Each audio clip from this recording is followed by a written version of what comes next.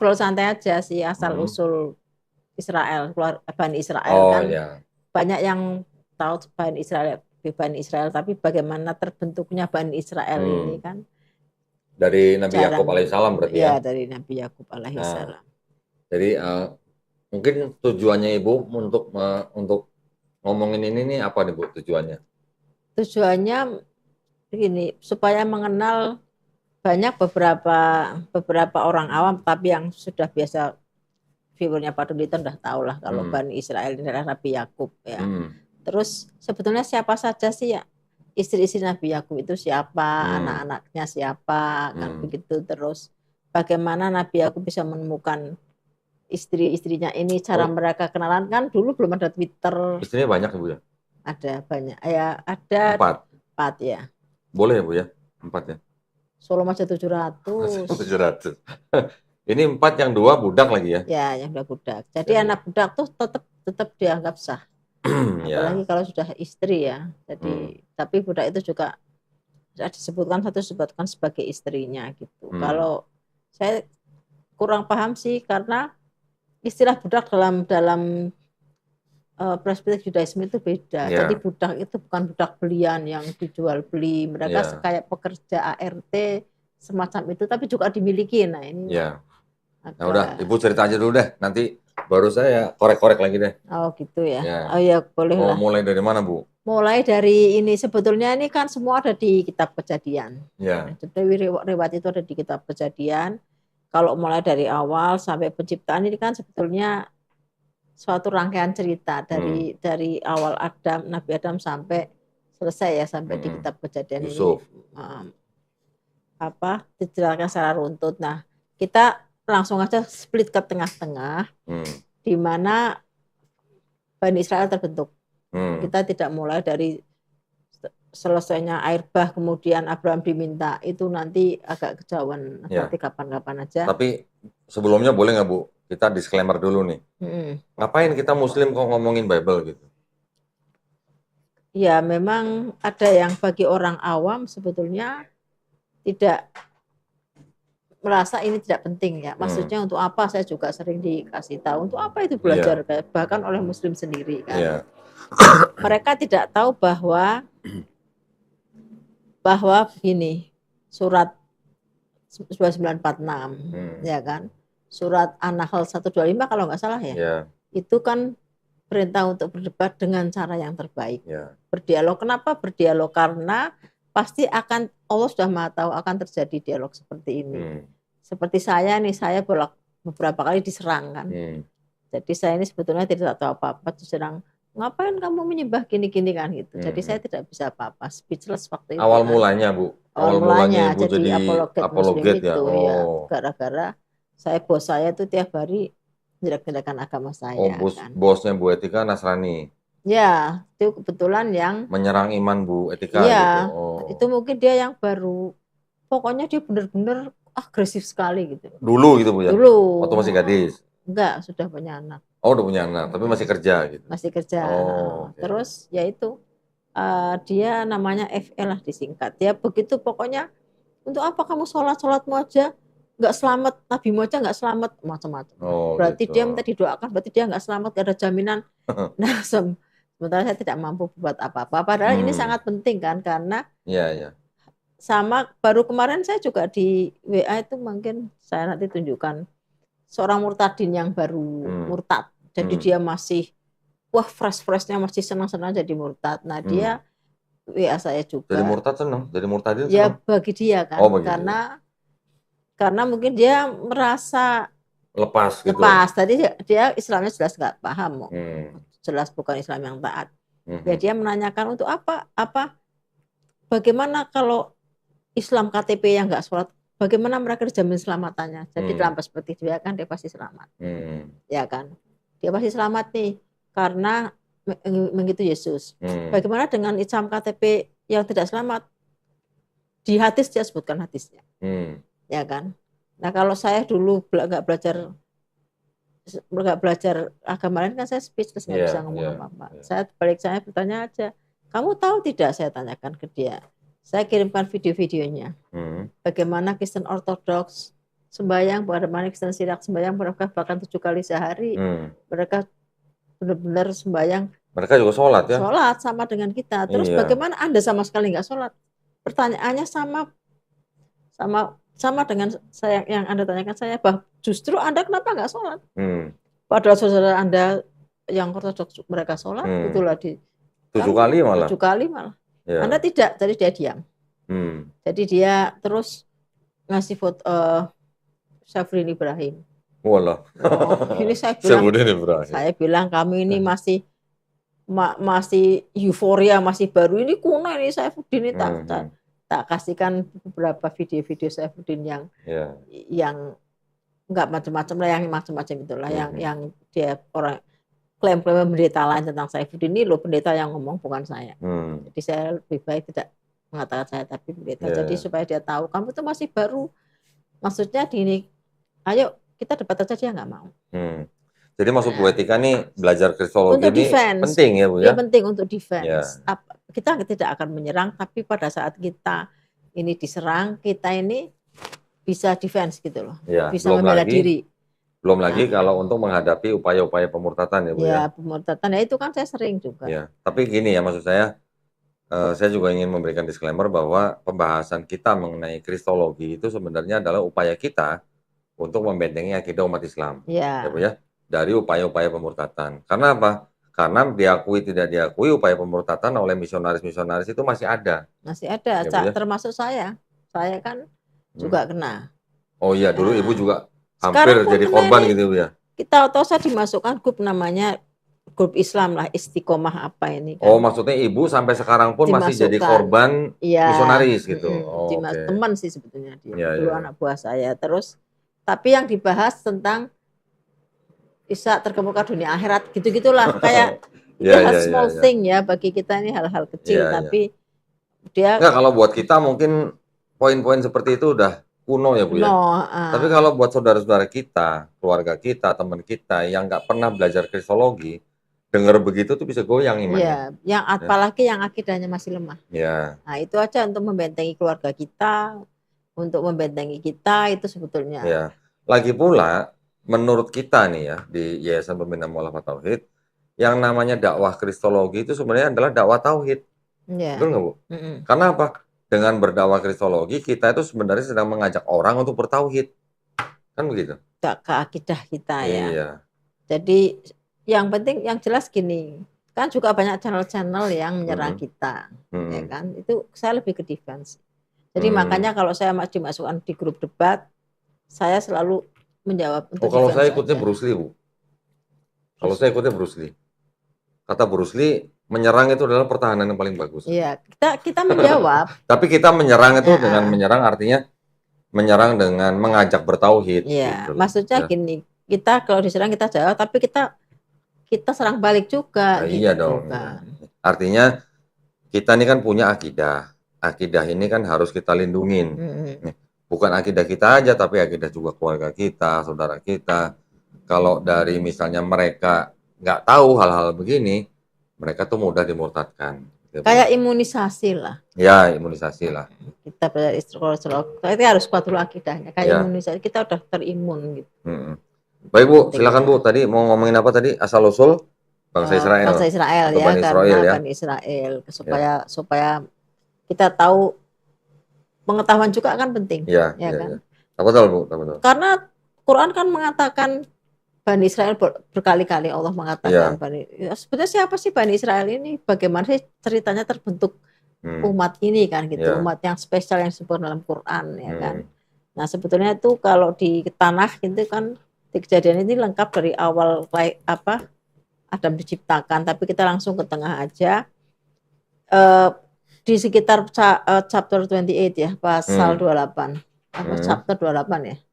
Nah, itu dimulainya kisah di mana kita kan tahu bahwa Nabi Ibrahim punya anak Nabi Ishak dan Nabi Ismail. Ya kan, nah, kita ini masuk ke klan-klannya Nabi Ishak ke bawah ya.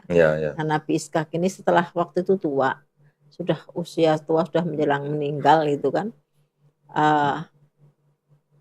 Dia pesan kepada anaknya, Nah, sebetulnya yang dikasih Nabi Ishak ini kan Esau, kan Nabi Ishak punya 2 anak ya, Esau sama Yakub. Nah, tapi waktu memberikan ini nanti kisahnya intrik nggak saya ceritakan karena panjang, tapi yang jelas waktu itu di depan dia Nabi Ishak. Sebetulnya yang dimaui Nabi Ishak itu kan adalah Esau. Ya, Esau. Yang mau diberkati Esau. Ya, Esau karena Esau kan memang kesayangan Nabi Ishak, Yakub kayak kesayangan Ribka. Nah, kemudian Nabi Ishak tuh memerintahkan carilah istri, jangan kamu cari istri orang Kanaan gitu. Carilah istri, pergilah kamu ke Aram, ke Padan Aram. Carilah saudaramu yang bernama Laban di sana, ya kan? Karena Laban saudara ibumu. Jadi Laban ini sama Ribka kan kakak beradik, anak dari Betuel kan. Nah, Betuel kalau nggak salah anak Nahor. Nahor ini masih keturunan Abraham ya, ke atas. Jadi kalau kita lihat Abraham itu juga masih keturunan Eber 7 generasi setelah Nuh. Panjang sekali kalau istilah itu. Nah, kemudian singkat kata ini kan jauh waktu itu perjalanan dari Aram, Syria ya. Aram ini sebetulnya kan cucu Nabi Nuh. Jadi dulu kan nama-nama orang beranak pinak jadi nama tempat, ya kan? Atau nama bangsa gitu. Nama bangsa gitu kan. Nah, sampai ke Aram ini kan dulu kan belum ada pesawat terbang, belum ada. Jadi kan mesti berjalan kaki.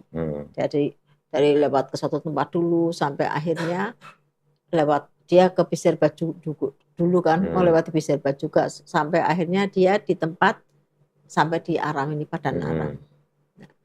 Nah, setelah Padan Aram bisa sampai di sana, dia tanya di sini pas ada orang kerumunan nih, banyak orang ngumpul di situ karena di situ ada sumur. Sumur ini kan kalau ada sumur kan mereka ramai kan, karena belum ada pipa air pump gitu kan.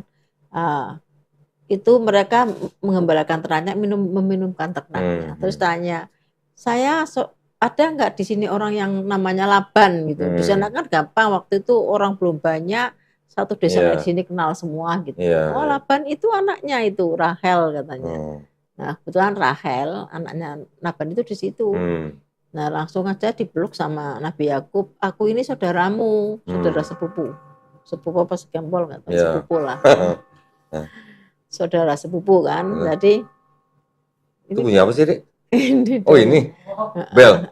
Enggak, aku tuh ada aplikasi Bible yang internasional. Oh, ada loncengnya. Jadi nggak tahu, selalu ada verse of the day dan sebagainya, ini selalu dikasih ayat-ayat gitu loh. Jadi sama praying time, waktu untuk sembahyang. Belum tahu gini caranya, nggak apa-apa sih. Memang saya kan langganan beberapa situs-situs Kristen, situs Judaism untuk belajar lebih mendalam supaya saya belajar dari sumbernya gitu loh Pak Doni. Nggak belajar dari orang lain gitu. Dari orang yang bukan sumber. Nanti belajar dari musuh kan nggak benar juga. Meskipun saya bukan penganut Kristen, saya harus belajar Kristen dari sumber Kristen gitu loh. Jangan terus kita semena-mena menafsirkan sendiri kan gitu. Supaya kalau kita debat pun kita ada dasarnya gitu menjawabnya. Nah, kemudian dibawalah si kita balik ya si Yakub ke tempat ayahnya ini Laban. Terus ceritakan Laban senang sekali akhirnya ketemu saudara keponakan lah ya namanya. Terus tinggal di sana. Terus namanya Yakub ini sebagai seorang yang mengembara dan ikut kan dia banyak membantu pekerjaan kebun kan, dia punya kebun, punya ternak, punya kaya lah, punya budak gitu kan. Lama-lama si Laban bertanya, terus upahmu apa? Kamu kerja untuk aku sebegini banyak. Upah saya berikan anakmu Rahel. Dia kan Rahel ini ceritanya cantik sekali. Ya kalau sekarang kayak bintang film lah, pokoknya cantik. Saya berikan aja Rahel anakmu untuk jadi istri saya, jadi istriku. Ya sudah, kamu kerja sampai digenapkan 7 tahun ya. Jadi Laban ini sebenarnya orangnya licik. Jadi mau ngasih apa-apa orangnya dimanfaatkan. Suruh kerja dulu. Nah, setelah waktunya 7 tahun si ini singkat cerita ya. Jadi kalau dibaca ayatnya kan panjang.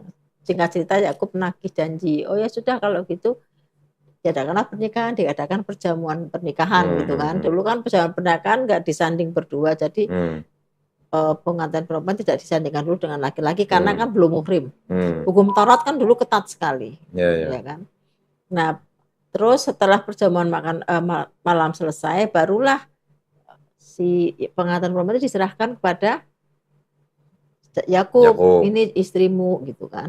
Nah, setelah masuk kamar, dulu kan kalau menurut keterangan Rabi, ini kan juga saya cerita dari kuliah saya dengan Rabi. Itu dia pakai veil, tutup nikob ya kan. Nah, jadi setelah sampai kamar, sudah saya kan bayangannya, wah ini malam pertama dengan istriku. Udah mau unboxing gitu Bu ya. Sudah mau unboxing ya kan. Sudah sudah benar-benar malam yang ditunggu-tunggu 7 tahun, bayangkan 7 tahun. 7 tahun nunggu malam pertama gitu ya. Nunggu Rahel kan. Tetap begitu dibuka kaget dia, ternyata Lea. Ternyata kakaknya. Jadi kan si Laban ini punya 2 anak perempuan, Lea sama Rahel. Nah, si Lea itu rupanya pas-pasan lah kira-kira, tidak menarik hati. Kalau disebutkan dia tidak menarik hati, tidak bersinar-sinar, beda dengan Rahel yang memang cantik. Ya kan? Jadi dia kok jadi langsung dia berarti terjebak dong Bu Yakub itu.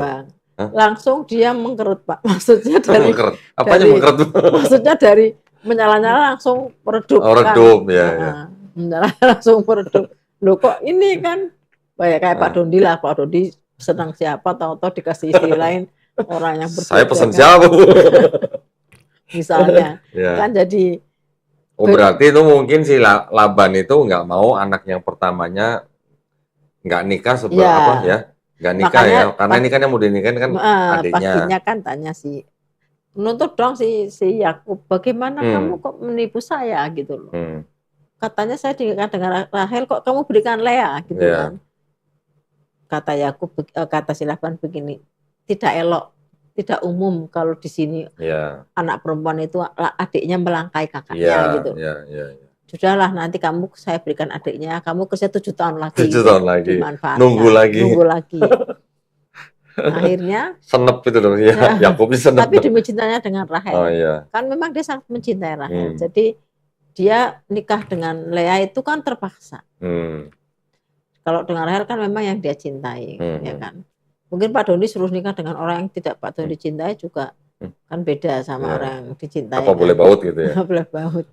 Terus 7 tahun akhirnya kesampaian, waktu itu kan ini bawa Lea dan budakmu, jadi dikasih budak satu Zilfa, karena Laban kan kaya, dikasih Zilfa. Jadi Lea sama budaknya mungkin ada tempat tinggal sendiri. Nah kemudian setelah 7 tahun Naki janji, akhirnya diadakan perjamuan pernikahan lagi, kali ini benar dengan Rahel. Kan si Yakub senang sekali nih. Jadi yang pas kedua bener Rahel tuh Bu? Rahel benar. Bukan budaknya? Anaknya cuma 2. Bukan budaknya. Tapi setelah itu di bawah bulannya juga Bilha, maksudnya untuk bantu-bantu. Jadi sudah punya anak ini kan tenang nih si Laban. Anaknya sudah nikah semua nih dengan 1 orang, dengan Yakub ya kan. 1 si Lea sama Silva budaknya, yang 1 Rahel dengan Bilha. Nah kan. Setelah itu karena memang cintanya kepada Rahel tinggi ya, si Yakub ini, jadi dia lebih banyak memperhatikan kepada Rahel gitu. Si Lea kan sedih nih, terus Tuhan membuka rahimnya, maksudnya dibuatlah si Lea ini hamil gitu. Jadi Lea ini hamil anak pertama Ruben, bukan Ruben Onsu ya. Ruben, terus kedua Simeon itu sebetulnya. Lewi, terus Yehuda 4 dulu lahir. Nah ini begitu dapat anak-anak ini kan perhatian ke Lea lumayan kuat ya. Nah, terus setelah itu si Rahel merasa ya Tuhan, sekarang suamiku tidak kurang perhatian lagi ke aku, sudah ada anak-anak, walaupun dia tidak mencintai Lea, kan ada darah dagingnya kan anak-anaknya. Sehingga akhirnya si Rahel begini, ambillah budak. Jadi dia ingin punya supaya Yakub itu betah di rumah Rahel juga, dia harus punya anak. Karena sama Rahel bolak-balik tidak punya anak. akhirnya disuruh menghampiri Bilha untuk budaknya. Dihampiri aja, setelah dihampiri hamil. Oh, cuma dihampiri doang hamil. Nah, makanya Pak Doni jangan menghampiri saya ke sini dan saya hamil gitu. Ya. Jadi si Rahel minta dia menghampiri budaknya, kemudian si Bilha hamil. Nah, hamil punya 2 anak nih, namanya Dan, D-A-N ya, memang Dan satunya Naftali. Ya. Nah, jadi dengan kedua anak ini kan, jadi Yakub imbang lagi nih, sering juga punya 2 anak. Jadi anak itu biarlah di pangkuanku, aku anaknya Rahel juga gitu kan, supaya Yakub itu enggak perhatiannya ke sana terus kan gitu. Namanya 2 istri kan mesti saling cemburu juga, itu wajar ya. Terus akhirnya setelah itu si ini merasa kesel juga, kok sekarang kurang juga kesini perhatiannya, terus dia menawarkan juga budaknya si Zilfa. Nah, Zilfa. Suruh menghampiri Zilfa. Oh, dihampiri lagi. Hamil lagi kan. Cuma dihampirin doang hamil ya. Nah, belum diapa-apain tuh ya. Jadikan istrinya juga mestinya begitu kan, karena toh mereka menjadi 12 anak Israel. Kemudian hamil Gad dan Asher itu kan. Bahkan jadi total dari 4 istri itu bahkan setelah itu si inilah juga ambil juga. Oh, Lea. Nambah lagi juga. Rahel akhirnya ya. Lea nambah lagi si Isakar dan Zebulun. Ya. Terakhir Dina perempuan. Ya kan, sebenarnya kan dari Lea 7. Ya. Kemudian si Rahel sedih juga nih. Kan kalah di sana sudah banyak pasukan. Kalah saingan. Lama-lama dia berdoa, dia dikabulkan, dia punya anak. Nah, setelah dihampiri. Setelah Rahel kan dihampiri itu sama istrinya. Oh iya. Punya anak, terus si Yosef. Nabi Yusuf alaihissalam. Makanya kenapa Nabi Yusuf itu ganteng sekali. Karena Rahelnya cantik. Ya kan? No wonder gitu loh. Kalau dalam kisah Islam kan sampai orang mau melihat Yesus sampai ke perang. Ya kan? Istri-istri sampai mungkin gantengnya kayak siapa, saya nggak tahu. Kalau bintang film sekarang ganteng banget lah ya. Nah, terus terakhir lahir juga Benyamin kan akhirnya. Jadi Benyamin benar-benar bungsu. Jadi akhirnya itulah 12 anak laki-laki dari Nabi Yakub lahir, kemudian 1 anak perempuan, Dina. Jadi dari 2 wanita merdeka dan 2 budak. Terus dan 2 budak. 4. Terus lahir 12 anak plus 1 perempuan. Tapi yang dianggap sebagai kesukuan itu kan yang laki aja Bu ya? Iya. Berarti 12 anak, 12 suku. Dan ini juga membuktikan bahwa dalam Perjanjian Lama, dalam tanah, anak budak itu sah karena bapaknya merdeka kan. Nah, ini ada pertanyaan dari saya nih Bu. Berarti kan Nabi Yakub alaihissalam punya 4 istri, 2 wanita merdeka, 2 budak. Yang 2 budak ini kan sah jadi istrinya kan Bu? Iya. Anak-anaknya juga sah anaknya Nabi Yakub alaihissalam kan? Betul. Ada yang bilang gitu, kalau Nabi Ismail alaihissalam itu anak budak, istilahnya anak haram gitu lah. Tapi ada yang bilang begitu. Itu standar ganda namanya. Yang bilang begitu berarti kan dia nggak baca kisah ini, kisah yang Nabi Yakub kan. Yang 2 kan budak, punya anak. Kan Israel selalu 12 suku, nggak 8 suku Israel. Apa? Kan selalu 12 suku Israel, 8 suku. Kalau nggak bisa kan berarti cuma 8 suku Israel. Betul, artinya anak budak juga diakuin kan, Bu? Diakui sebagai anak sah. Nah, jadi kalau semuanya mau wanita merdeka atau budak, yang penting asal dinikahin ya sudah sah gitu kan? Iya, sudah sah. Terus ada yang bilang kalau Nabi Ismail itu bukan anak perjanjian atau disebut anak, bahkan ada yang bilang dia anak zina malah. Iya. Ya kan? Berarti kan kebangetan itu. Berarti kan dia nabinya sendiri dibilang zina kan. Lah ya berarti kan yang ngomong begitu kan nggak paham gitu loh kisah Nabi Yakub. Dia dari standar ganda. Iya. Pilih-pilih gitu, pilih-pilih. Padahal Hagar itu dalam tradisi Yahudi kan dia seorang malah princess, putri, seorang putri raja. Dia dititipkan untuk menjadi ART ikut di tempat kalau dalam makanya dia akhirnya melahirkan 12 suku Ismail itu raja-raja karena asalnya dia sebenarnya princess. Jadi akhirnya tadi raja-raja juga anak-anak Ismail. Nah, Bu, ini kan gini, Bu. Dari yang namanya ada wanita merdeka, ada budak. Tetapi walaupun budak, tetapi kalau dinikahin kan ya istilahnya udah jadi istri yang sah, gitu kan. Tradisi ini kan sampai nih Bu ke bangsa Semitik. Ya, artinya di bangsa Arab pun juga ada hal seperti itu kan. Terus kemudian dengan kedatangan Islam diatur lagi kan Bu, budak ini bisa dimerdekakan, bahkan budak ini lebih baik daripada orang yang imannya beda atau yang ya istilahnya kafir gitu ya. Lebih baik nikahin budak daripada nikahin orang kafir walaupun menarik hatimu kan gitu. Betul. Jadi artinya sudah ada tradisi yang turun temurun jauh ribuan tahun dari Nabi Yakub alaihissalam bahkan sampai ke bapaknya Nabi Abraham alaihissalam sampai ke Nabi Muhammad SAW. Kan gitu ya Bu ya.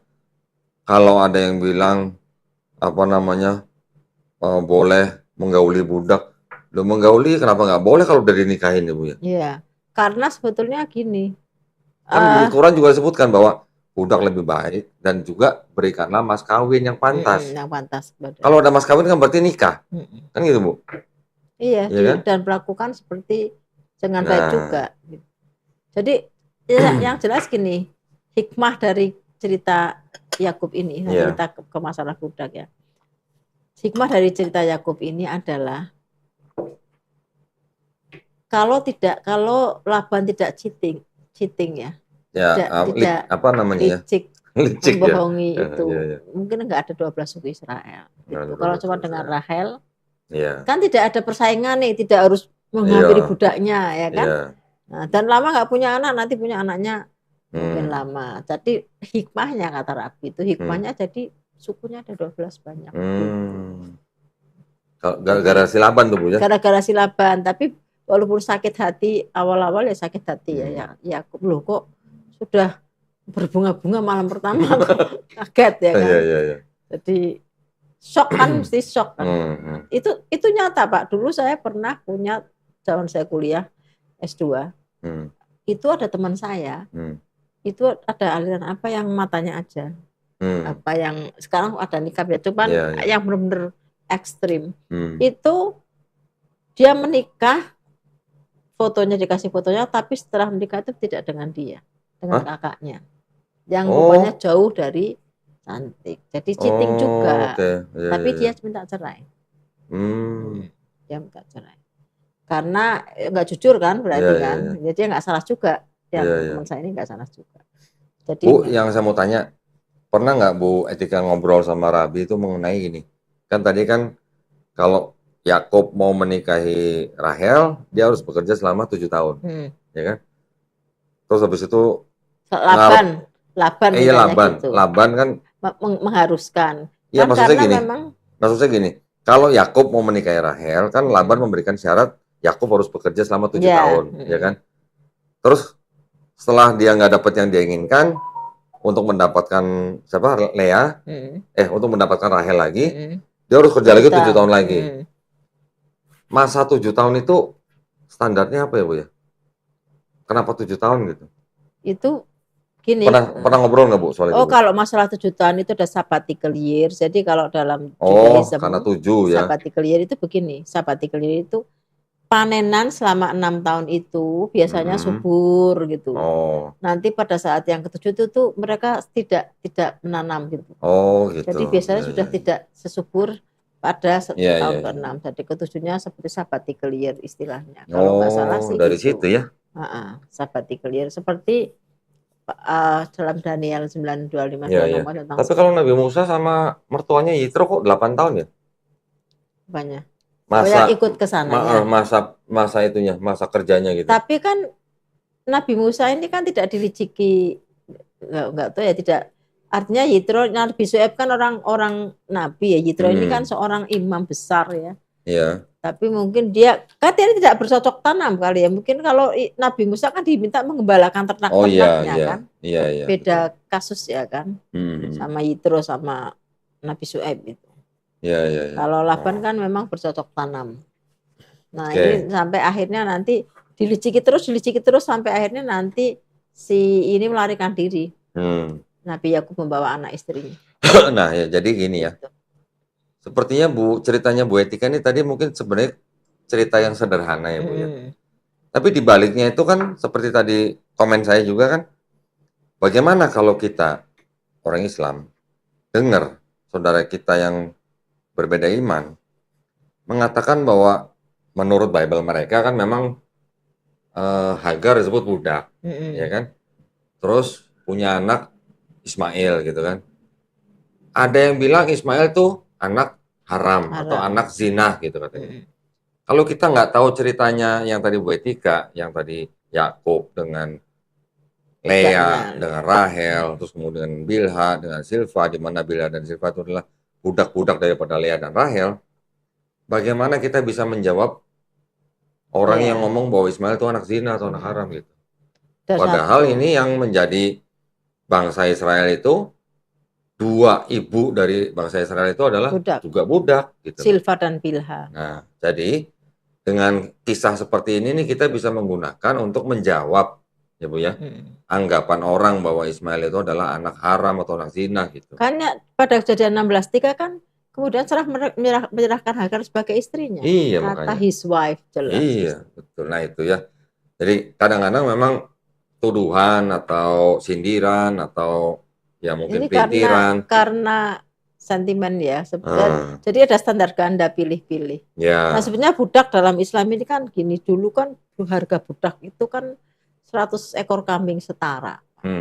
Jadi kalau budak waktu itu dilarang sama sekali, ada yang punya budak 10, 20 itu ekonominya akan goncang. Jadi Allah Maha tahu.